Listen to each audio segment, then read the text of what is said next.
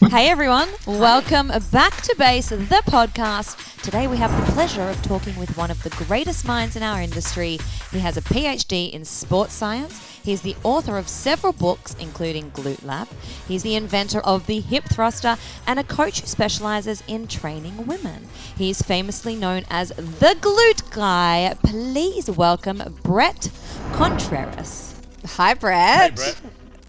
Thank you for having me on. I appreciate it. Thank you for joining pleasure. us. It is an absolute pleasure to have you on the show. Now, for our audience, I'm sure a lot of them know who you are and have heard about you, especially because we specialize in training women as well. We are sure lots of the girls that we train have heard of the Glute Guy. Mm-hmm. But can you please share a little bit about who you are and how the Glute Guy was born?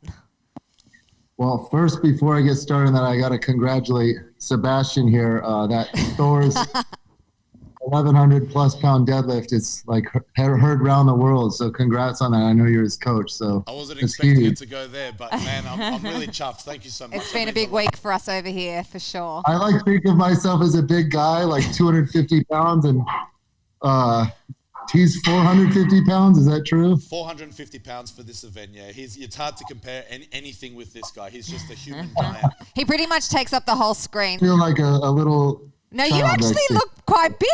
I'm You're surprised. so Yeah, you're big. I'm tall. People always say on my Instagram, they're like, or like they see me and they're like, "Whoa, you're a lot taller than I thought." I'm like, "What do I look like? A little like short guy on my Instagram?" How tall are you? 6'4". I don't know. Oh, what right, that is. you are tall. I remember when I came to visit you in San Diego, I literally came up to your belly button. Yeah. So what is that in centimeters? That's 193 centimeters. We talk feet. We talk feet. We talk inches and feet as well. Yeah. When it comes to height. Yeah. Yeah, Okay. So that's a tall guy, but yeah, definitely. When anyone's standing next to Hafthor, he makes you look like a midget. So we all stand united in that one. So about me, I'm speaking in my gym in San Diego. I consider myself a lifter first because I'm 43 years old, but I'm still going for gains myself. I still experiment with my training. I try new things, and I'm always wanting to be a little bit more jacked, a little bit stronger. It gets harder and harder. He's been training longer and longer, but I'm still setting PRs, and then a coach second. I coach tons and tons of women and tons of both in real life and online. And then a scientist third. I pride myself on trying to be evidence-based and read research, but I don't always agree with all the researchers. Like they're more like by the book. Like I feel like to be evidence-based, it means consider everything. You don't just assume that's not evidence. It's not a published study on it. It's like a study finally came out showing squats built the glutes. Before that, there were like no studies. So can we be like, there's no evidence that squats build the glutes. There hasn't been a published paper on it. It's like, obviously they build glutes. Look at powerlifters and Olympic weightlifters. So I base a lot of my knowledge on, I feel like a third of your knowledge is what you learn on your own in the gym, training on your own. A third is what you learn training other people. And then a third is what you learn like reading and listening to podcasts and talking to other coaches. And you have to do all of them in order to maximize your understanding. Yeah, I like that. I definitely think it's good to have an open mind and not just be ruled by science. You just said a third. Something that we've heard you speak about is your rule of thirds, and I think that's something that we want to get to later on.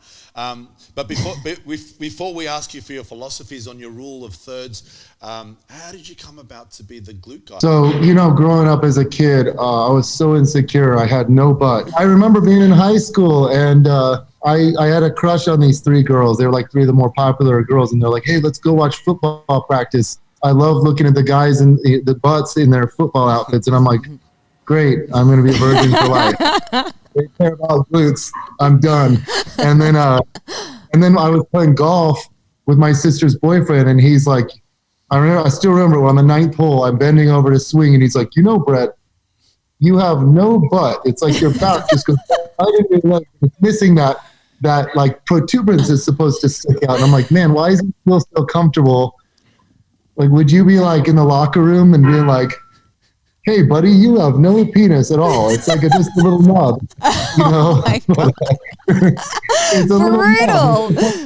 Yeah, But the brutal honesty in it, just saying it just so matter of fact, not even worrying that it's going to be a little bit offensive. That's pretty offensive.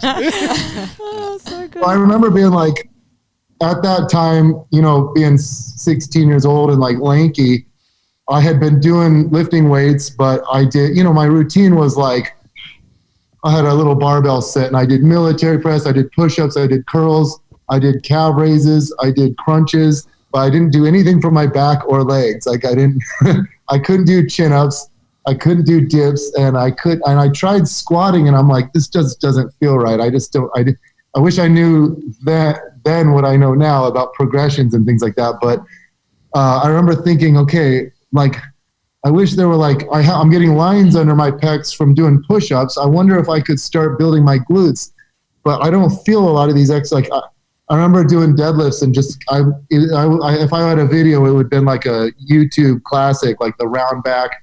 I would feel them all in my back and just do complete round back deadlifts. I mean, we're talking like 1992 here.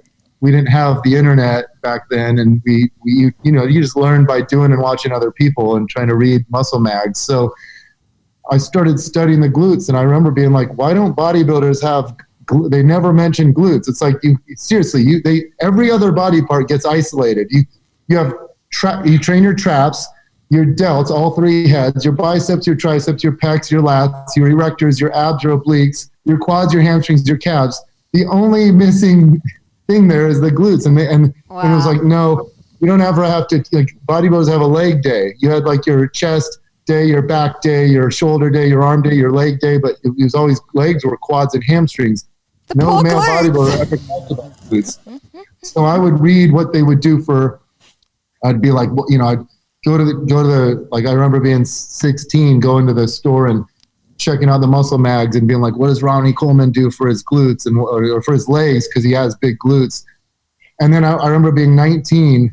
And so we're talking 23 years ago, my cousin bought me a book. It was something like The Complete Guide to Butt and Leg Development. I still have it, but I was like, this is awesome. Why'd you get it for me? He goes, cause I've never met someone so obsessed with the glutes. And that was 24 years ago. And I'm still just as passionate to this day. Something interesting about the way your name pops up a lot in what I've been doing. I mean, I've been in the industry for 17 years, which by the sounds of it's nowhere near as long as you. But, you know, I've mainly my clientele is based on performance, and when people want to get good at a certain movement, we practice that movement extensively. In my world, it's usually based around powerlifting, squats, bench press, deadlift. And I'm also an educator. And the way that I educate my audience is by teaching them what I do best. I don't want to teach them stuff that I don't do. It just doesn't make sense. But I very frequently get the question of, okay, well, what about us who wants to have an aesthetics goal and you know, a body part in particular with the females that is extremely important and popular, as you completely know, which is why you've based your business around it, is glute development. And the reason why I promote the work that I do is because that's the work that I do. Like, I know that squats develop the glutes, and I see a lot of amazing squatters with great glute development, so that's the way that I teach it. And people see it as, oh, you must be against Bret Contreras because he's got a differing opinion. I think, I don't know if he's got a differing opinion. I'm going to find that out now. But I don't think that it's a different opinion. I just think he's got different audience and different goals with what he wants to achieve with his exercises. Just recently, I did a seminar. It was a female-only seminar. And a study just came out discussing the benefits of squats versus hip thrusters, saying that the squat was superior for increasing hypertrophy than the hip thruster, contrary to previous belief. And I thought, okay, well, that's pretty cool, because if someone came to me, and I know that I work very closely with Felicia and Dinny, they've got the female-only business, and we actually incorporate a variety of different exercises, not exclusive to squats and not exclusive to glute bridges either, but we include both. But it was definitely something that I wanted to know the answer. And someone put their hand up and said, this was literally the day that it came out, and they said, Bret Contreras actually disputed the study. And I thought, I didn't have a chance to hear what he had to say. But now that I've got you face to face, instead of reading about it, I'd love to hear your opinion. What are your thoughts? I'm sure you've read the study. What are your thoughts on the study? Okay, so this is going to be crazy for you guys to hear, because, what's really sad about this is that, like, when you read a study, like you just assume it's legit. Like that's what we all do. We're like, this is like was really performed. And so here's an interesting thing. Never in my life have I ever suspected that a study was fake until this Mateus Barballo is the author of that study. Mm-hmm. A couple years prior, he published a volume paper, and it showed that doing 5 to 10 sets a week was superior than doing 15 to 20 sets a week for like different muscles in the body. And so bodybuilders are all doing it wrong. But I looked at this study, and I discussed the study with my staff, my trainers and everything. I showed them it, and I printed it out, and all of a sudden I'm looking at the data and I'm going, holy crap, like this isn't how, like I've published 50 or 51 studies now. Wow. Data doesn't ever look like this. It's never this neat. So I called up my friend James, and I'm like, James, this is fake. This study is fake. This was 2 years ago. I go, this study is fake. And he's like, oh, I'm like, look at it. Nothing's ever this neat. I called a couple of my friends, and they're like, well, I go, can we prove that? Is there a way to show that it's fake? And they're like, I don't know. And then of course, there's so much to talk about, but of course this study was published, and I look at the authors, and it's Barballo and this Paulo Gentile, who's his professor. Now, Paulo Gentile has bashed hip thrusts over and over. And when this was published, he comes out on Instagram and he's like, I am the greatest researcher of all time. Like, it's bizarre. So I start looking at the study, and I'm like, this is fake. There's no way that, okay, so it looked at, I wrote a response in my friend Alan Aragon's research review. I was going to publish it on my blog, but some stuff happened and I was told, hold off on it. Okay. So I never posted on my blog. I intend to, I want to, but I pointed out everything from my experience as a trainer. I'm not this statistical whiz. It's funny. I taught math, high school math for 6 years. I'm really good at algebra and geometry and trigonometry, but I'm not good at stats. I hate stats. I have colleagues that are really good at stats. I'm not that good at stats. So I can't pick this thing apart from a statistical perspective, but just from knowing about training people, I mean, I found so much stuff. And then I started going through other studies that they had. And Sebastian, you'll appreciate this because they took Brazilian female lifters, and these lifters had first of all, they were stronger. They gained 75 pounds on their squat in, was it 12 weeks, just squatting 1 day a week. And they were already squatting 205 pounds. And then they went to 280 pounds in 12 weeks of squatting 1 day a week. And I'm like, I've never had a client gain someone who could already squat 205, go to 280. I've never had someone gain that much strength so quickly if they were already proficient. But if their squat was already stronger than their hip thrust, and I'm going, if you were similar in strength with your squats and hip thrusts, everyone is way stronger at their hip thrust than their squat. Now, maybe some people you work with, Sebastian, aren't like that, but you work with the biggest freaks. I train the normal people, could Thor hip thrust 1,000 pounds. Maybe if he worked his way up to it, I don't think he cares enough. But it's something that I haven't tested yet on any of my high-level athletes, so I can't even give you an answer. I know that Big Z loves his hip thrust. Yep, but he loves that. Those guys have giant legs. Most women, they're way stronger with hip thrusts. You might say a typical woman, is a strong lifter who has proficient experience in all three lifts. They might be able to squat 200 pounds, deadlift, 250, 275, and hip thrust 450 or 500. That's just the way it is. So I already was looking at all this stuff, and I'm like, man, this is bizarre. Then I look at another study, and it was from the same weird protocol, these men had a 10 rep max bench press of, gosh, this was so long ago.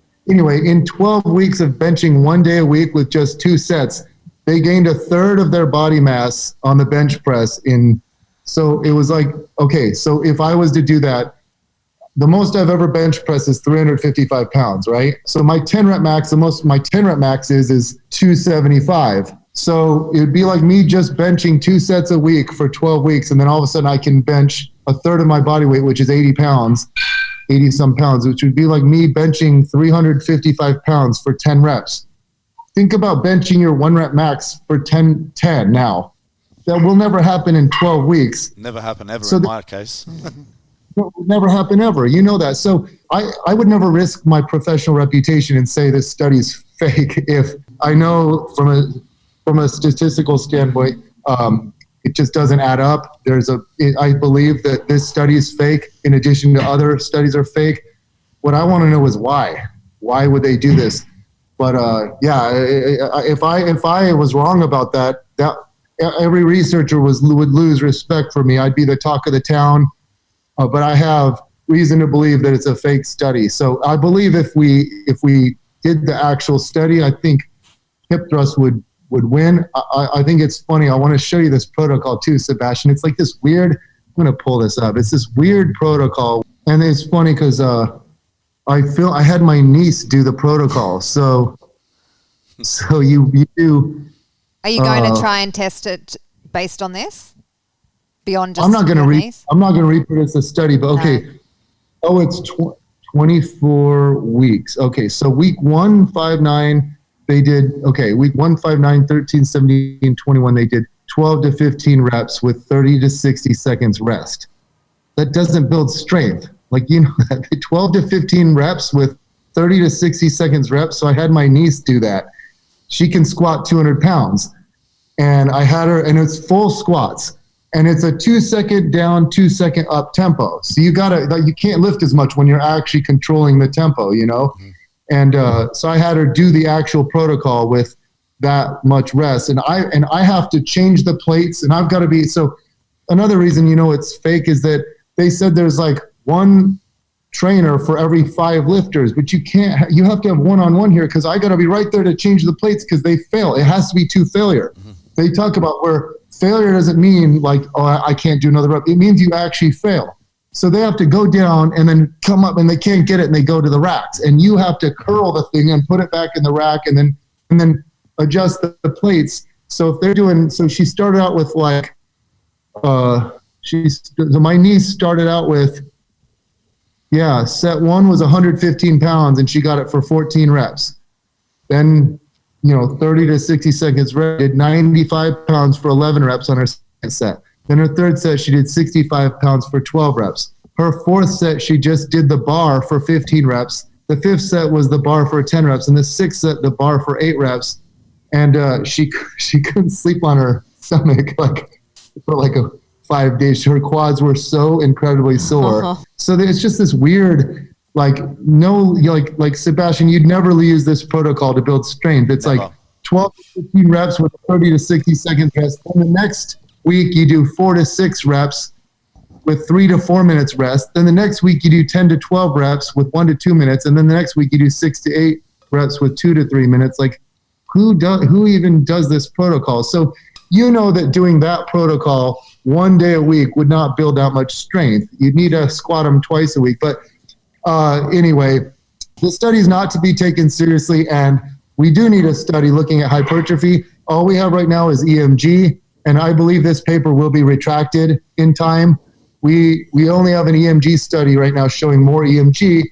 Here's the thing people say, though, because all the people who wrote up the study, who wrote up reviews about the study, they were like, well, the squat clearly has more range of motion, and it puts more tension on the muscles. I don't believe it puts more tension on the muscles because I study the glutes, and the glutes activate more at end range compared to in the stretch. Not every muscle is like that.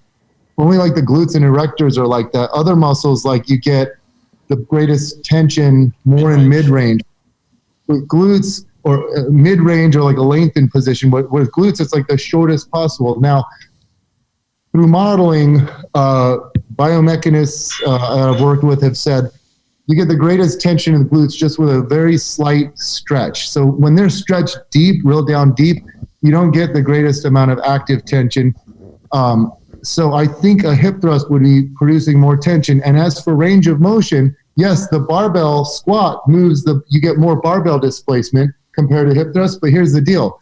As far as active active tension on the glutes. So with the squat, say you start at a very acute angle, you're deep down in hip flexion, it's like with the squat. Are we recording video here too? Yeah. Yeah, here we go. Okay, so with the squat, maybe you go down to here, and this is where you go to parallel, and there's tension on the glutes. You come up, and about right here, you're kind of no tension. So it's from here to here.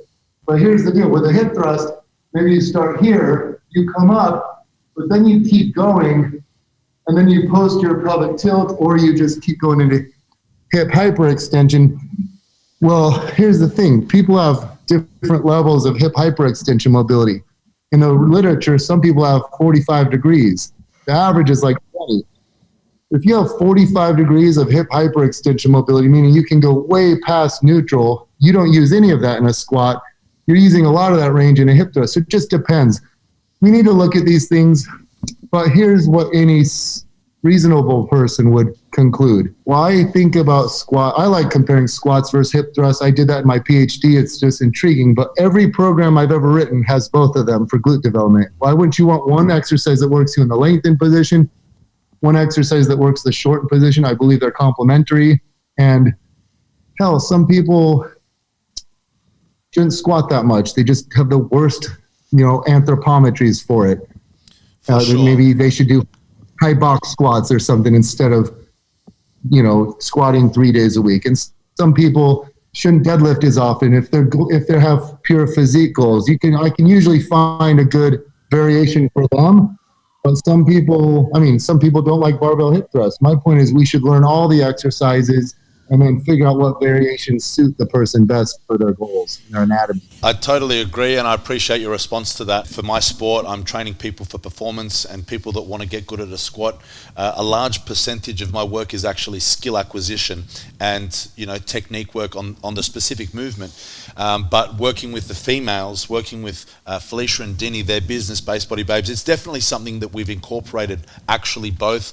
The way that I consider it is like this: a deltoid raise, a lateral raise for a deltoid is an excellent builder, but does it mean that you exclude a shoulder press? No, it doesn't. Why not have both? They absolutely complement each other, and we could use the same examples for all of the muscles. So I think that the problem is that misinterpretation of all of our audience will look at someone like you and say, you're a hip thruster, so you hate squats. And they look at someone like me and they say, you're a squatter, so you hate the hip thrust. So I'd like to clear that. It's not how it goes. It's not how it goes. But I appreciate your perspective on that. Thank you, Bret. If you were going to try to build someone's glutes maximally with squats, I don't know. How would you program for them? Would you say, I'm going to have them squat 2 days a week? Would you have them squat 3 days a week? It's like, would you have them do just a DUP approach? Probably. The interesting thing is, and it sounds like a cop-out, but the answer is always it depends. And it's different levels of strength might need. So let's just talk about the strongest person on the planet right now, Hafthor.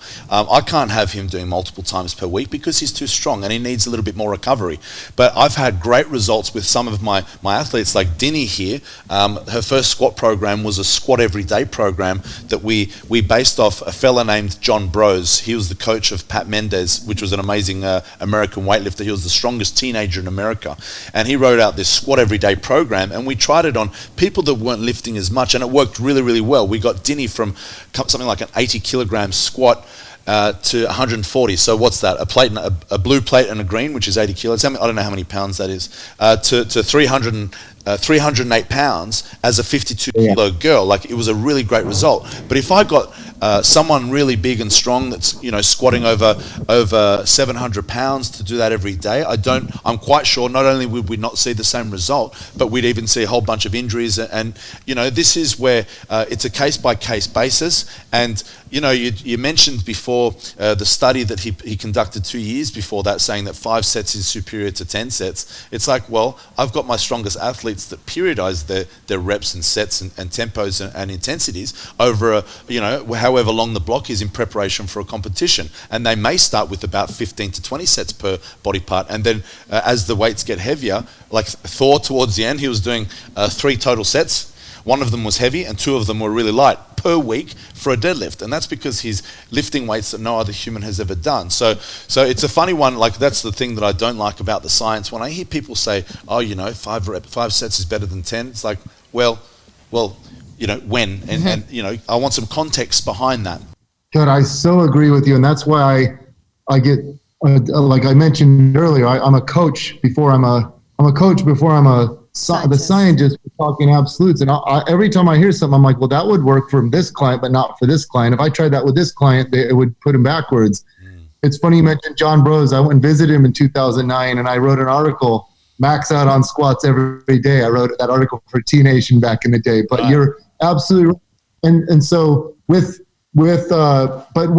hip thrust, interestingly, so hip thrust, what I found in my PhD research was when people do squats, okay, you have more barbell displacement, but on the way down, you use only 10% less force than you do on the way up. Meaning you've got to control that weight on the way down. You can't dive bomb the squat. Now you can tell people like lower the hip thrust slowly under control, but they just kind of let it go.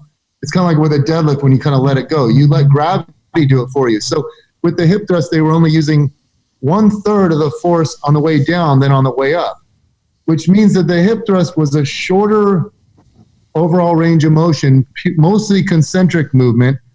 The squat is a longer range of motion, eccentric and concentric movement. The squat stretches the glutes to a greater degree. It's going to cause more muscle damage. The hip thrust is not going to cause as much muscle damage. So, and systemically, it's not as hard either as a squat. Just sometimes you can, especially the deadlift is like that. You feel like you got hit by a train the next day. For sure. Whereas the hip thrust, a lot of these girls could hip thrust, 4 or 5 days a week. So it's hard to kind of think of a study protocol that it's like, if you do it 2 days a week, you're like, as a practitioner, I'm like, well, why would you only hip thrust 2 days a week? You could hip thrust these girls 4 days a week. So it's hard to compare the two. But in every reasonable person, in my opinion, when you would use both in their program, if glute growth was the goal. Something we spoke about last year was if you want maximal glute development, should you do heavy, moderate, or light loads? Can we talk about this? So interesting. I've got like 4 studies up on my tabs right now that I'm planning on reading, but I'm really interested on like in the individual nature of muscle damage and recovery. And there's a lot of studies on this. And it's, what got me thinking about this was when Hattie Boydell came and visited me. I'm like, this was it when I lived in Phoenix. We trained glutes 4 straight days in a row, and she did enough volume to kill a horse. And, I'm like, how is this? She can handle so much, and if I did that with some of my other clients, they would be sick. Yeah, we spoke about that, the recovery gene. We said I had the recovery gene, right? Yeah, there's a recovery gene. There's a lot of genes that are there, and there's even, they've done like studies on the genetics of rhabdomyolysis and things like this. Some people are just way more predispositioned for muscle damage than others. And so, like, I feel like I can't do as much volume as other people because I get beat up. I'm sore the next day. Other people are like, they never get sore. And there's another study that just recently got published. It was interesting. They had one group do like more, like less sets, but so what's cool is each subject was their own control, because say I was one of the subjects. My left leg, I'm going to do 3 sets of leg extensions to failure. Mm-hmm. But on my right leg, I'm going to do 6 sets of leg extensions, but a few reps shy of failure. Some people saw better results going more high effort but less volume. Other people saw better results, and they'd have one leg that clearly saw more results than the other leg, which leads me to think that our programs need to be individualized. But how the hell would we know? You're just guessing. But I think some people are kind of more volume people. They don't kind of go take every set to failure, but they thrive by more volume. Other people, might thrive more through pushing the sets to failure, but doing a little bit less. We need to learn more about that over time. But in general, I like training the glutes 3 days a week in general. Mm-hmm. Could you do it 2 days a week? Absolutely. Could you do it 5 days a week? Yes. Let's think about muscle damage. They get the biggest stretch and the most eccentric activity with things like squats and lunges, So can you do heavy ass, like 5 sets of 10 squats, followed by 3 sets of 10, or like 3 sets of 20 walking barbell lunges every day? Hell no. Can you do hip thrust? Can you do abduction, like band work and like cable out? Like think about an abduction movement. You're standing. When you do abduction, you never even go into a stretch. Like you're here and you go like this. This doesn't even go into a stretch right here. You're just in neutral and you move to a shortened position. So I believe that that goes into my rule of thirds, which we can talk about later. But could you do 5 days a week? Yeah. I've had clients like Natalia Mello back in the day. She won the second Miss Bikini Olympia. She's like Bret in Brazil. She's Brazilian. She's like, in Brazil, Bret, we work glutes every day. We have like sections of the gym that are just for glute training, you know? And so, but they do a lot of ankle weight stuff, a lot of variety. But you watch her train and she's not going to failure. She's really doing higher reps, really squeezing, a lot of mind-muscle connection. So I think if I had to just create a program for the masses, I would do 3 days a week. I would do, around 12 sets a day. This kind of goes, should I go through my rule of thirds? Because this goes right into it. Definitely. This is your philosophy for glute development, glute training. The reason I thought of this is because if you talk to the researchers and all the literature, but I want to add, this literature hasn't been conducted on glutes. We're taking the literature with like quads and pecs and other muscle groups and then applying it to the glutes. But there's been none really looking at glutes except the Barbalo studies, which I don't trust at all. But in general, the consensus is doing around 10 to 20 sets a week is optimal for muscle development, or like 12 to 24 sets. That's optimal. So if you wanted to grow your biceps, you do 12 to 24 sets a week. You don't do more than that. And look at every female with the best glute development. I've trained half of them. The Bikini Olympians, the top 10, they do more than 12 to 24 sets a week of glutes. Mm-hmm. They all do. So it was a way of kind of trying to say, well, why? Why are they able to do way more sets for glutes? And first of all, the glutes are a unique muscle. They're the biggest muscle, but they do a lot of actions. They do hip extension, hip abduction, hip external rotation, posterior pelvic tilt, which is kind of hip hyperextension. It's kind of the same thing. And there's exercises that work you a lot in the stretch position, ones that work you in the shortened position. So with hip extension exercise, there's vertical hip extension exercise, squats, lunges, deadlifts, good mornings. There's horizontal ones. These are your hip thrusts, your back extensions, your cable pull throughs, your reverse hypers, your 45-degree hypers, your kickbacks. They work you more in the extended, like end range position. Then you've got your abduction movements, which you can do flexed or frontal plane or transverse plane, flexed or straight up. And so transverse or frontal plane hip abduction, those don't beat you up that much. So if you were to do 12 sets a day, 3 times a week, so you do 36 total sets a week, or even if you did 16 sets 4 times a week, you'd be doing 36 to 48 sets. You could get away with it if you follow the rule of thirds, meaning, so there's 3 parts to the rule of thirds. Think of 3 little circles with each with like broken into thirds. Mm-hmm. So the first is vector, training vector. Like a third of your exercise should be vertical. These are your squats, lunges, etc. Another third should be horizontal in nature. These are your hip thrusts, glute bridges, back extensions, kickbacks. Then the remaining third should be lateral or rotary. These are your abduction movements. And those work the upper glutes better, the glute medius and maybe the upper subdivision of the glute max. Mm-hmm. And the glute medius is a big muscle. The glute max kind of comes like this, and the glute medius is right there. They kind of help build that shelf. Now, the second component to the rule of thirds is around a third of your sets should be heavy, for low reps. A third should be moderate for medium reps, and a third should be light for higher reps. Mm-hmm. Whenever we do studies comparing like heavyweight versus lightweight for muscle growth, the heavy group always gains more strength, but the groups gain the same amount of muscle hypertrophy. Mm-hmm. It's like you can gain muscle through a variety of rep ranges, but here's the deal. The heavy group after 10 weeks, they're always like, tell the researchers, like, I feel like if I go one more week, I'm going to injure myself. My joints are killing me.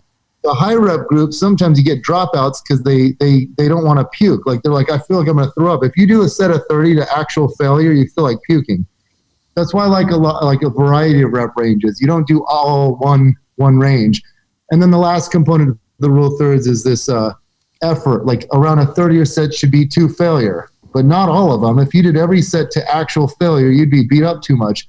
Another third should be around, a couple reps shy of failure. And then the other third should be nowhere close to failure. And you'd say, like, think about doing band work. Mm-hmm. There was this central governor theory back in the day that this researcher postulated about running. You're running a marathon or something, and you're like, oh my God, I can't run another, I have to stop. It's burning so bad. I can't do it.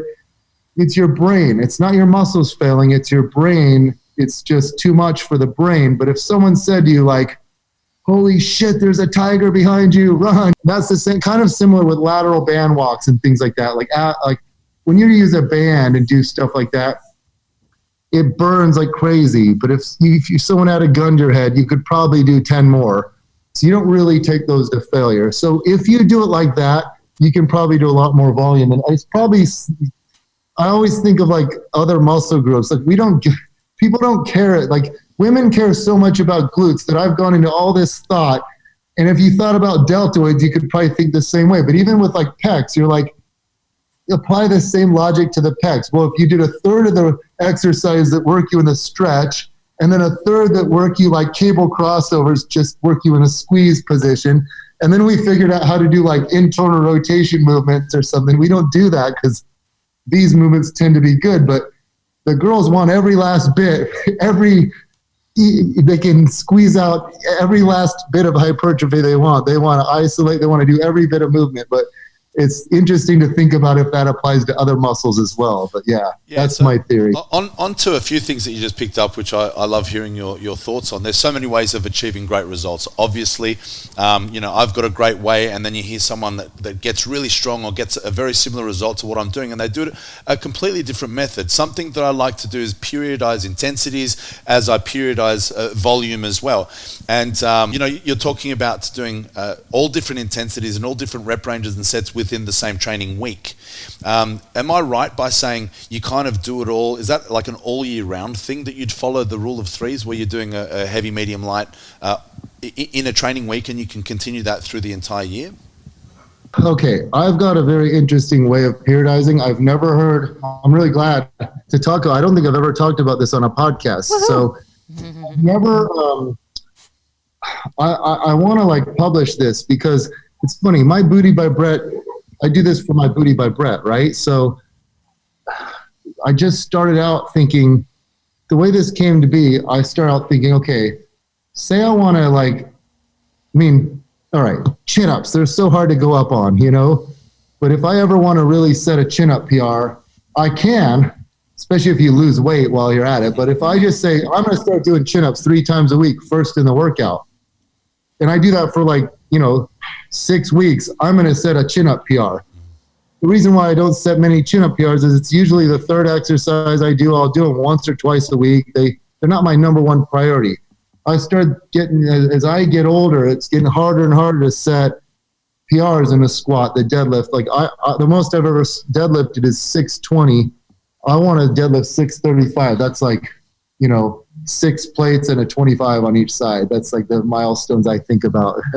So if I want to do that, I've got to prioritize my deadlift, which means probably doing it first, but every lift has its own rules. And that's what fascinates me. It's like, if you wanted to prioritize your squat, well, you could probably squat hard 3 times a week, right? If you wanted to really build your deadlift, for most people, I like one really heavy deadlift, one really hard deadlift day a week, and then one other day where you do like stiff legs or something else, but I don't have people do heavy deads 2 or 3 times a week.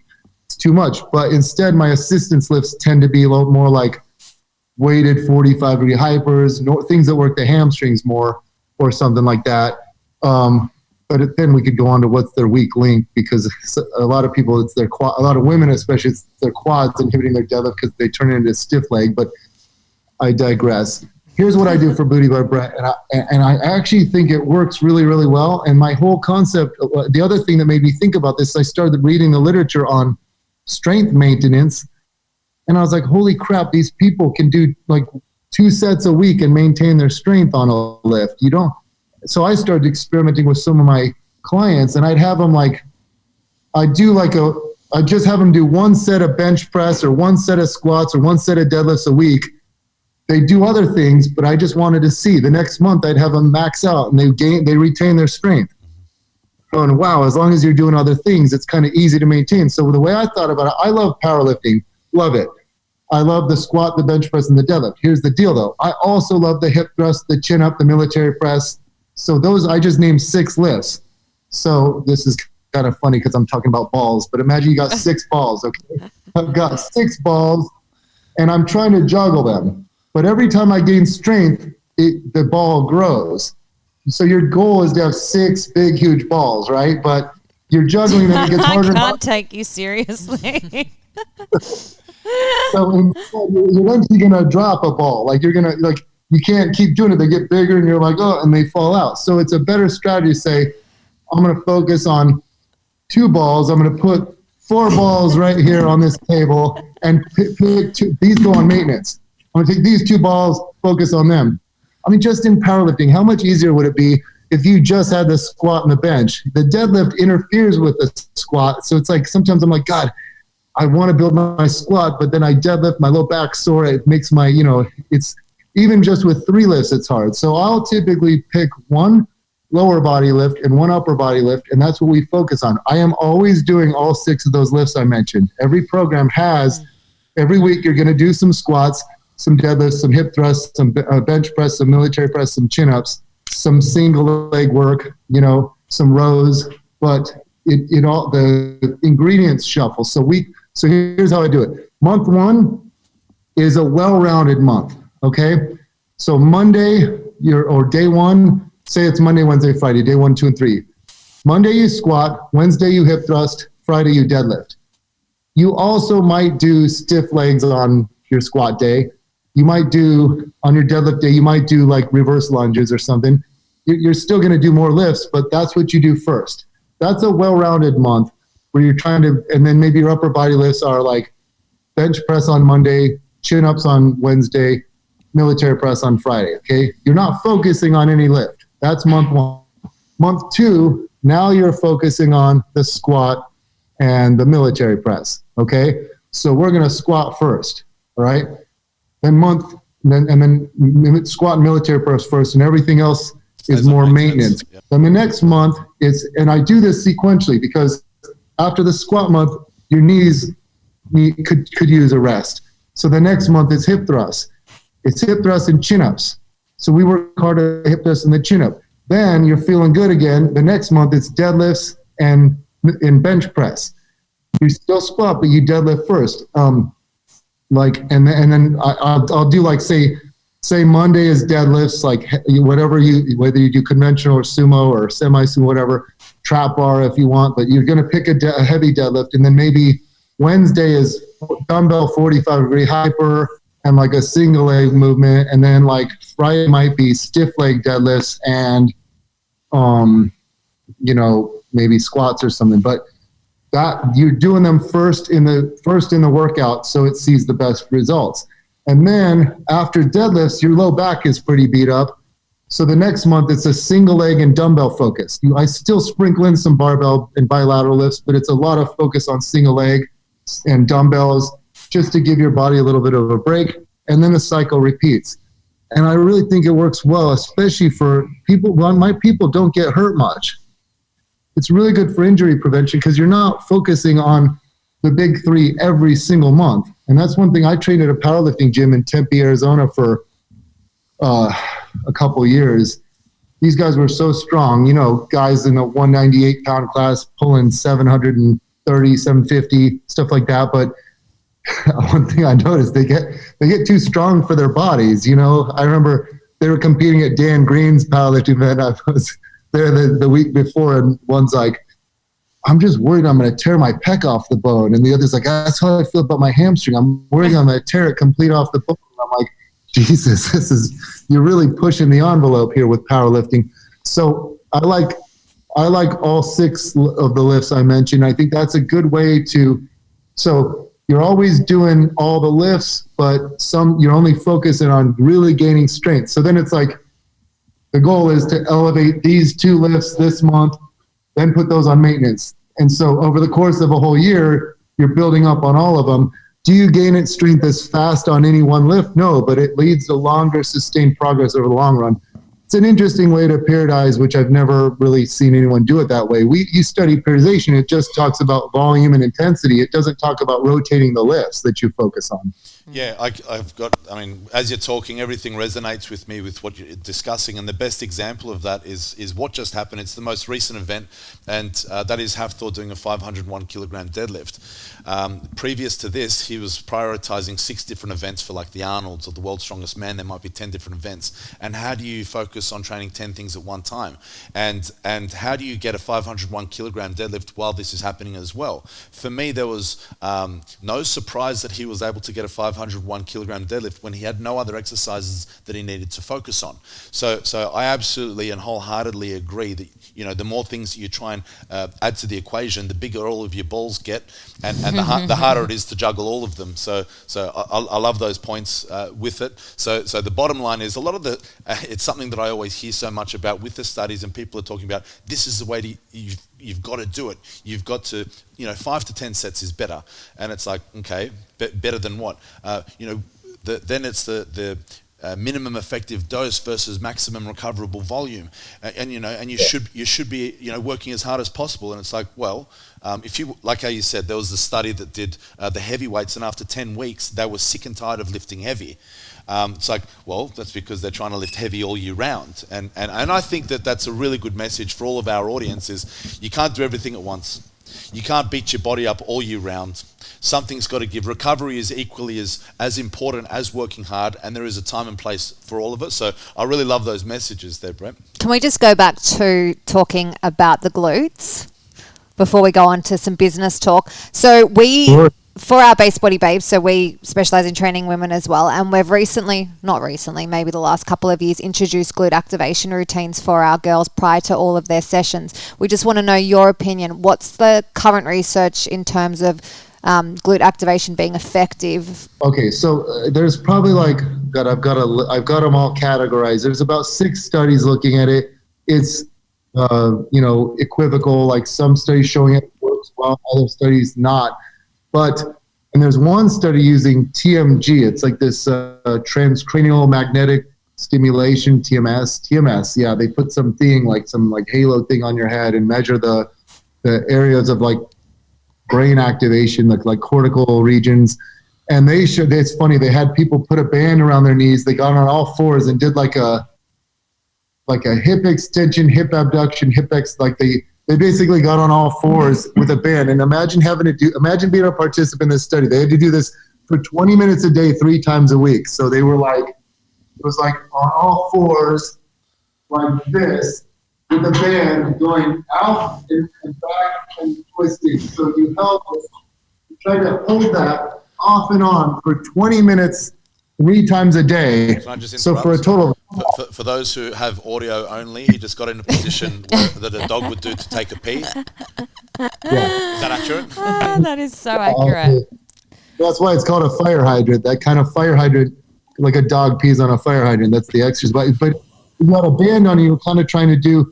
They wanted isometric because they believed that you focus harder on isometric. So they wanted to see. So it was a 1 week long study, and they showed that just in 1 week of doing these glute activation, you had increased activation in the brain and also decreased inhibitory signals or something. So that to me was the best piece of evidence in favor of glute activation. Now, here's the problem. It's a funny world we live in. It's like probably 2/3 of the world needs to exercise more. Like they're sedentary and, we've got all these overweight and unhealthy people out there. They need to exercise. And then there's a portion that we work with where like half of the people we work with are actually psychos. Like they're exercise addicts and they do too much. So these are the people that before they squat, they're doing 62 sets of glute activation to failure. And it's like, that's not the point. You you don't fatigue yourself. You're not going to have Thor be doing like lateral band walks to failure. You want, so I don't do as much glute activation as other people do. Yeah, that 20 minutes is, I think our glute activation takes us a maximum of about a minute to say 20 minutes per day. Something that we say a lot of is stimulate, not annihilate. Yep, I use that too. So anyway, I think that we're covering all the different movements from a strength perspective. But here's the deal. When I worked out at the powerlifting gym for a couple of years, these guys they'd be like, Bret, if I do some band hip thrusts, kind of like light for 20 reps, my hips don't hurt when I squat. Or they'll be doing their lateral band walks, and a lot of them would take 30 minutes to warm up. These guys are upper level people. What are you going to do? Criticize their warm-up routine? It takes a while. The stronger you get, it takes you a while, your routine, to get into the mix. My girls can seriously walk right in and like start lifting heavy. Like, I don't know. I would crumble if I did that. Like, I got to warm up gradually. But I think most of my women, I have them do like a couple sets of light goblet squats, a couple sets of reverse lunges, and maybe they do some lateral band, but it's a few minutes and then they're ready to roll. Yeah, ours is very minimal as well, just a minute or two max. Is it female only where you are at your gym? I have like one dude that comes and trains regularly, but does he come in for himself, or does he come because it's a gym full of chicks? It's funny. I always you question that one as well. But he's friends with all of them. He like knows all of them, and he's really cool. But the problem is, the men. If I had like 10 strong dudes in here, you'd need, for some of these movements, you need 500, 600 pounds. You'd need so many 45-pound plates if I had a bunch of dudes in here. Also, they sweat so bad. We sweat, dripping sweat everywhere. Don't worry, we don't like guys in our gym either. For sure, that's why we created our female-only space, because no chick wants to work out with big, hairy men like you guys. But who is your main clientele? Females? Are they all bikini models? Are they general population? Like, obviously. Well, so it's funny because when I moved to San Diego, I didn't know what to expect, but I just started my first two clients were this Brianna and Massa, and they were competitors with these big, huge butts. And then they started tagging me, and then every bikini competitor in the city wanted to train with me. So all of a sudden I'm training like 50 bikini competitors, and then I'm getting inquiries from all over the world. That's where it really blew up in popularity. I just started working with so many bikini competitors, and then I started missing. So it's like I have this client, Jade, and she's got this amazing butt, and she gets so strong. She's very strong, and I get to where she's deadlifting like 220. She's like weighs like 100, and say she weighs 125 or 100, something like that, and she starts deadlifting 225 for sets of 10, and all of a sudden her coach freaks out, and she's like, your butt is getting way too big. This is not, you're going to be penalized for it. Really? And she knows more than I do about because she goes to all the events, and the judging criteria. I defer to, I defer to her coach, but I'm like, shit, I can't even do my thing. Like, to me, there's no such thing as too big of glutes. Like, you've had that problem training the fitness models as well, Bas. But different body parts, because different obviously body parts, I'm using different exercises, but I wouldn't have expected it that way with the glutes. But for me, when I get girls squatting and deadlifting heavy, they're definitely building things that are not as desirable, such as thicker rectus spinae and bigger quads. And it's a real pain in the butt for me, because exactly what you said, I can't do what I do, man. Like Hattie's erectors get too big, and it sucks because she could be so strong at the deadlift if she could train it, Yeah. I'm always like, Hattie, why don't you just do like 3 singles with deadlifts, like 3 sumo deadlifts, 3 singles, or like, but she can get too, like, her erectors can get too big. So I do think that, so what I did, I started missing training just like people to train for strength. So now I've got some girls that are really well-rounded, and it's really cool. And they're like, I've got my client Ashley, she just pulled 385, and she weighs 150. And so she's about to pull 405 soon, 4 plates, I love testing my theories, like looking at, she'll pull sumo, but her hips shoot up, and she almost stiff legs her sumo. She doesn't round. She keeps that arch, but her hips shoot up. So I have her doing every other week. I have her doing super upright sumo deadlifts where she's super, super upright. She has to go down to her first week doing those. They felt so weird for her, and she was so weak in her quads. She's doing sets of 3 with 275, 3x3 with 275. Well, now she's up to doing 3x3 with 315, but it's building her. Then when I have her max out, I just go, don't worry about form. Let your hips shoot up if you need to. We just want to get that weight. Been building it. I bet you she'll get 4 plates soon. It's kind of fun for me to train. It's more fun training people for strength when you, instead of training these. Hence what I do. Yeah. The aesthetics game for me, it's too much of a pain in the butt, especially dealing with a lot of women. We're annoying. They get a little bit more emotional about it. I don't know I get awkward when girls cry in the gym. He's non-emotional and he's not very Do I pat him on the back here? sympathetic. Or I don't know what to do. So I just stick to strength. I don't know how I ended up working with all these women because I'm like, well, you've we're obviously talking about- done something right because you are an absolute pioneer in that space. So it's awesome to see. Just in terms of the Glute Lab, so that's your gym where you are at right now. Is it so? What would someone walking into the gym expect from training there? Are they classes? Is it a systemized approach? Is it customized programming? Okay, what I'm after is the knowledge. So I don't care about making money from my gym. I don't even charge anyone here. Dory, neither do we really. Neither- And neither in do this we. one, we don't. Oh, really? Yeah, in this base gym here, no. Oh, cool. So yeah, I don't charge anyone. I just I want them to. I want the knowledge. I want to work with tons of people, and I want to work with high level people. And the athletes don't always have a lot of money and stuff. So, but that way I don't have to feel guilty too if I'm not, But you start out just. My this gym in California, things take longer than other states like that have, and I didn't get my business permit for like an extra month or two after I thought I would. So I started training them for free, and then I got my license here, and I'm like, I don't want any of them to stop training with me. I know it's expensive out here in San Diego, so I was like, I'll just won't charge them.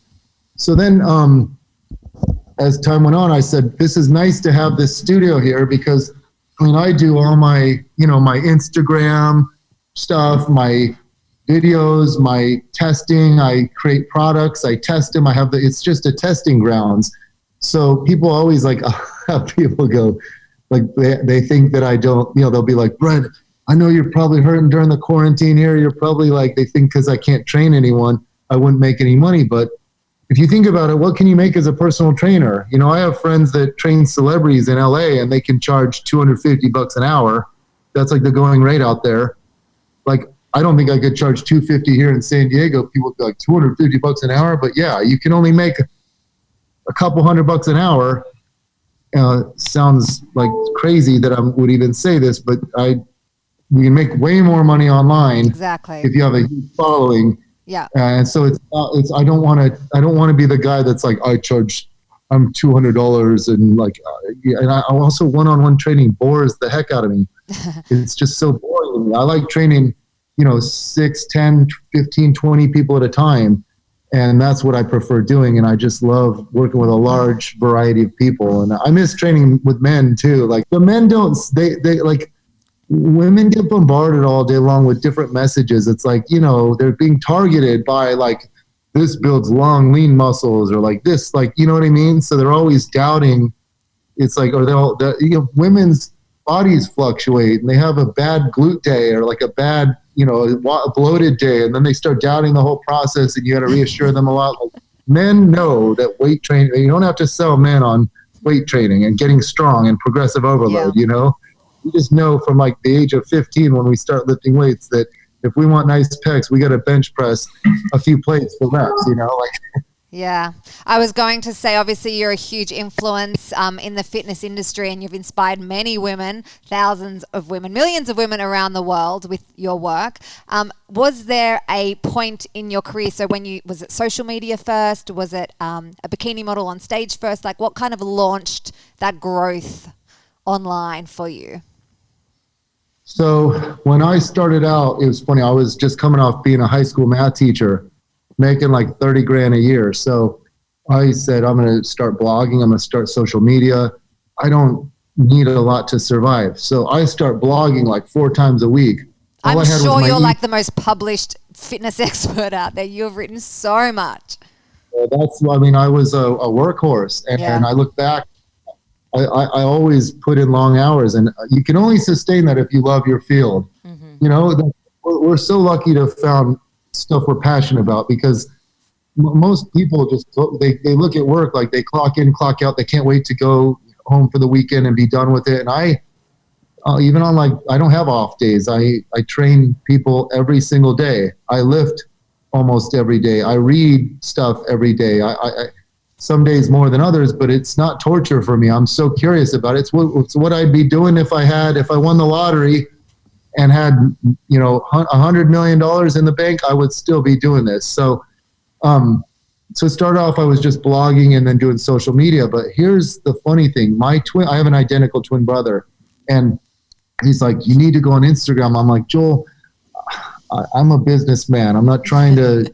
That was him too. Yeah, and I was so anti-Instagram, and Joel's like, "Trust me, it's the wave of the future." And I'm like, "How? You can't link out like on Facebook, Twitter. You post links to your blog, to your whatever. You launch a new product, a new thing. Like, here's my new ebook or something.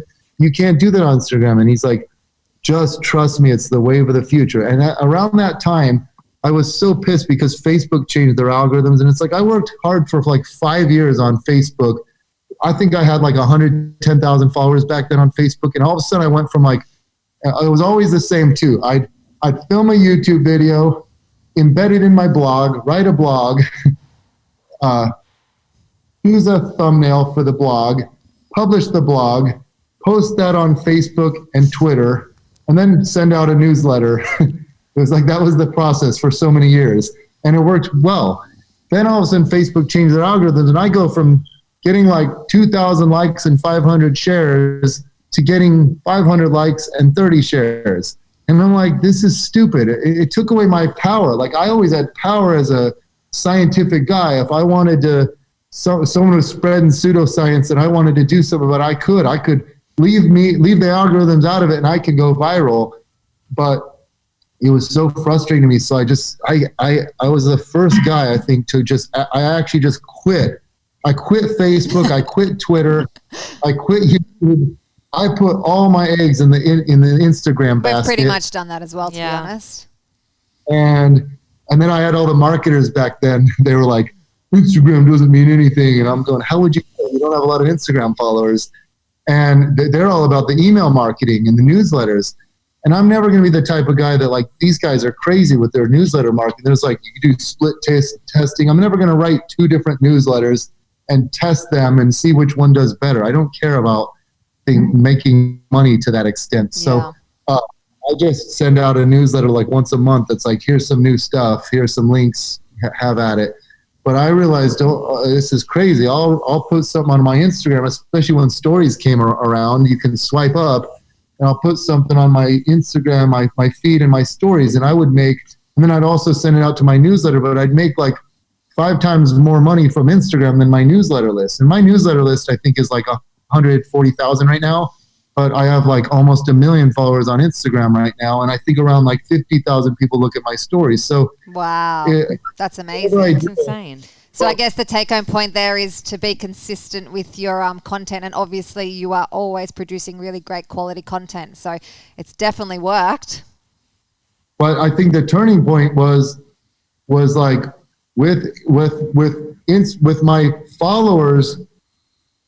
You know, for a while I didn't really. If you look back, you can kind of scroll back at the evolution of my Instagram, and it used to be just my workouts. I'd film my workout at night and post my workout. And then I'd like repost an infographic someone else did or something. You know what I mean? Yeah. I didn't put my thought into it. But I actually have my master's degree in education, secondary ed, like curriculum instruction. Once I started focusing on that, I'm a born teacher. I like educating people. When I start focusing on educating people, don't make it about me. Mm-hmm. I mean, it would be one thing if I were Thor or just some Greek god, but I'm not. A very 43-year-old dude that, you know, like, I'm not some Greek god. And people don't follow me for my crazy strength or physique. They follow me for my knowledge. And I start helping other people, that's when I started doing infographics, when I started making it more about educating, and then also coming out to San Diego. And it's funny because all my colleagues were like, you don't charge people. You need to respect yourself, Bret. You need to respect. We've heard that. And I'm going, these people don't get it. I don't have to pay any of these girls, and they're tagging me like crazy. And then I share it. So we build each other up. Yeah, exactly. We're all building each other up. We're all sharing each other and reposting. They gain some of my followers. I gain some of their followers, but it gives me social proof.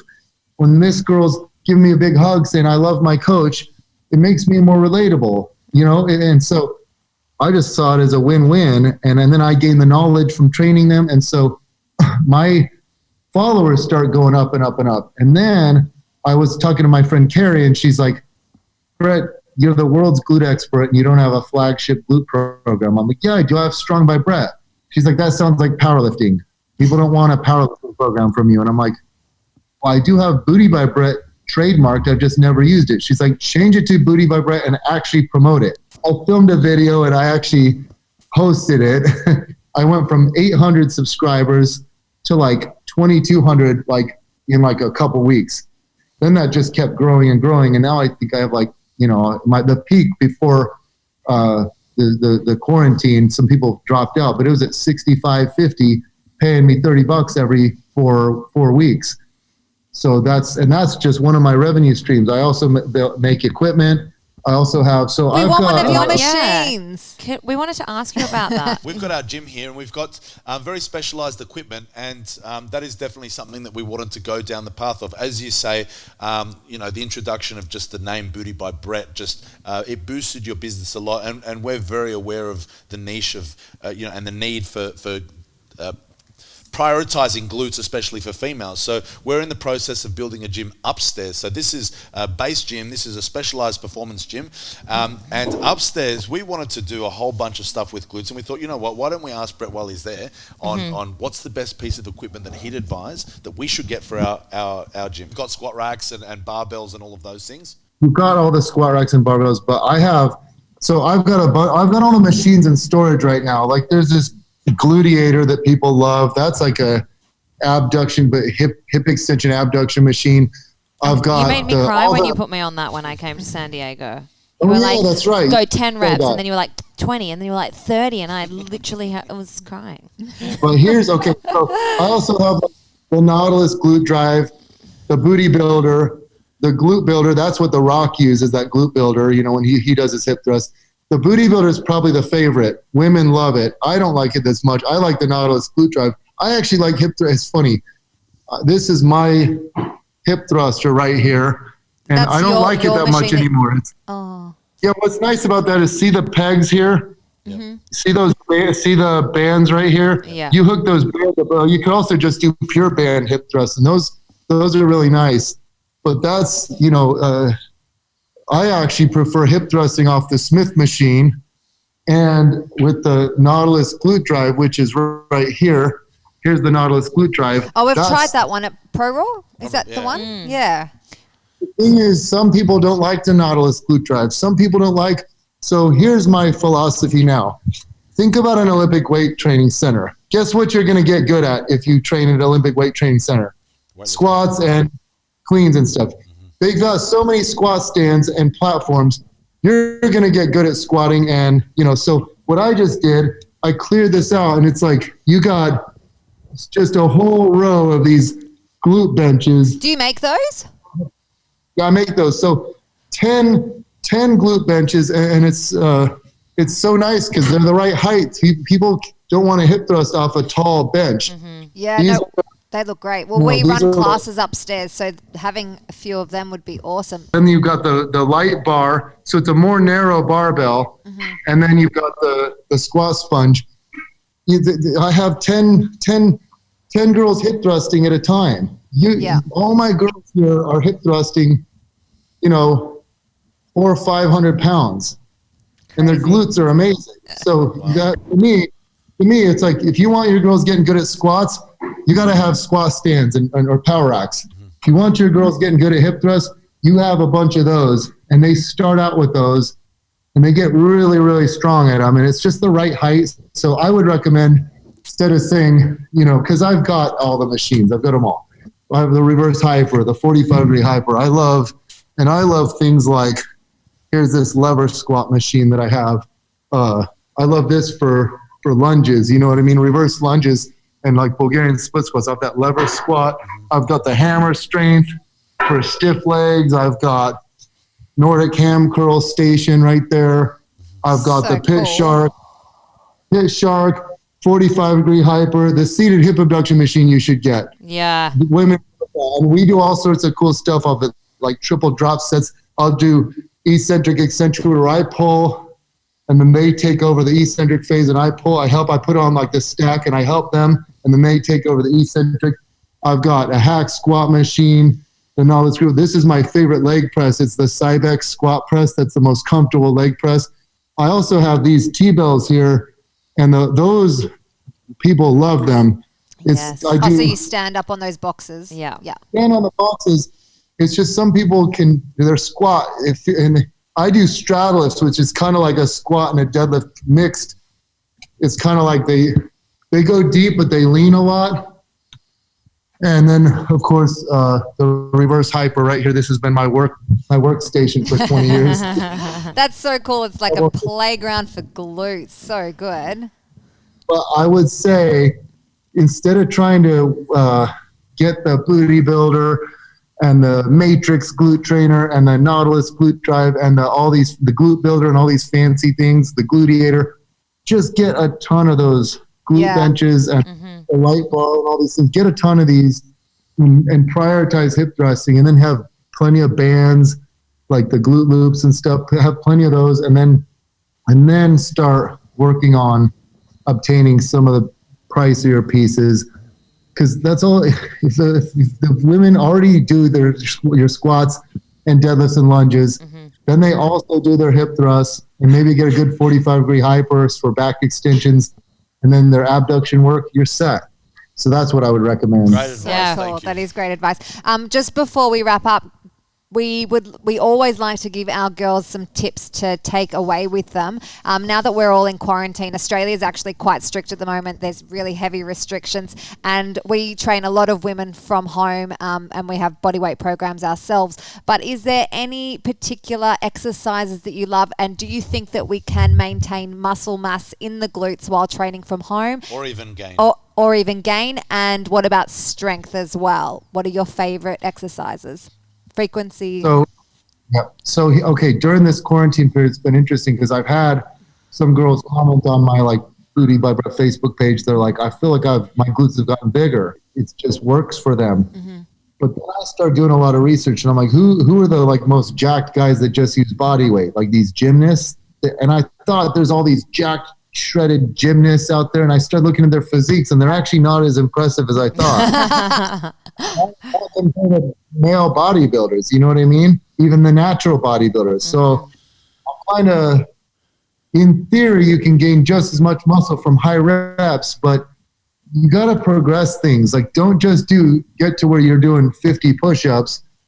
Work on doing self-assisted one-arm push-ups where you're doing sets of 10 that are hard. You know what I mean? Handstand push-ups from a deficit where it's really challenging. See, people they just stick to don't just do hip thrusts, do partner hip thrusts where you have your I saw man. you doing that on your... Lots of that. So what are some progressions for the glute bridge / hip thruster at home? Well, okay, so single leg. It's hard. The single leg is probably the hardest, but if you don't have a partner, and like knee banded where you really push out against the bands, but that's abduction with hip extension. So it's kind of hard. So then I'll start doing but I don't like confusing people. On my page, I've been posting do 15 single leg right into 15, come up with two legs and then down with one leg, up with two legs. So it's eccentric, and then into B stance. So it's your glutes burning like crazy, but that's more of a circuit. It's where do you do progressive overload? So that's why I say get to where you're doing pistol squats. Take the time. Now is a good time to get through, work on pistols, work on single leg stuff, work on this. But I don't think you can build as much muscle without the barbell, without dumbbells, without free weights. But I do think you can use an intelligent training programs and maintain a lot of it, or at least build like, say, 85% of it. You got to experiment to find what exercise work well for you. I know for me, there are a lot of people who don't like frog pumps. Frog pumps hit my glutes so hard. I do high rep. I feel that too. When I came to see you, Bret, you were doing some research on the B stance. How'd you go with that? Yeah, still haven't. I love like getting the data and I look at it and then I don't publish it. But there was some interesting stuff. I need to like summarize it, but it's different for the different lifts. Like, and like with hip thrusts, people use that assistance leg more than you think, especially at the top, and it's kind of for balance. It's like, in theory, we say with the B stance, you're using 70% on one leg, 30% on the other for stability. But as you go heavier and heavier, you start using that support leg more and more. And then with the different lifts, and some people use it more than others. So you see people hip thrusting like 315 B stance. They're using both legs. It's more like an asymmetrical double leg. Like you really got to focus hard to only use that for balance, you know? Well, when you've done some more research, we'll come back to you. So we're going to wrap it up now. You mentioned before on your Instagram, you're about to hit 1 million followers, 996,000. That's amazing. Congratulations. So good. So cool. So you're obviously doing lots of great things that people want to see. Do you want to just tell us what does the rest of 2020 hold for the Glute Guy? I wrote Glute Lab and, had the Glute Lab, the book is 606 pages, but I wrote about every single squat, single leg squat, deadlift, hip thrust, like every exercise there was. And I really went in depth. They let me include everything. I got to include half the stuff I've talked about today. They let me include that in on there, training around injury, diet stuff, like macros, all that stuff. It's a really comprehensive book. That took me 2 years of my life, and it almost killed me. So, and that's available to purchase now? Yeah, that's out there at Amazon. But I worked so hard on that. I'm like, my goal now is to don't screw. I have this habit of once my life gets good, I then screw it up by taking on too. Don't do that. Do not accept anything. Don't take on any new projects. Just enjoy what you have, and I could.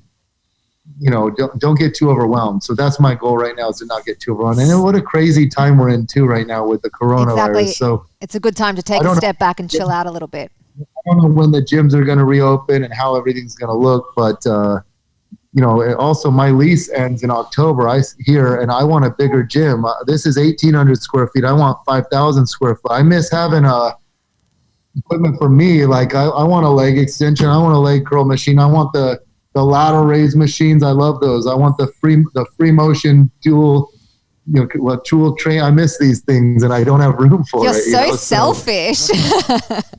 Well, I think you got to be sometimes. No, that's okay. Yeah. We're exactly the same. We built this place just for us as well. So we get you. We're on that side as well. Look, I wasn't planning on building a gym here.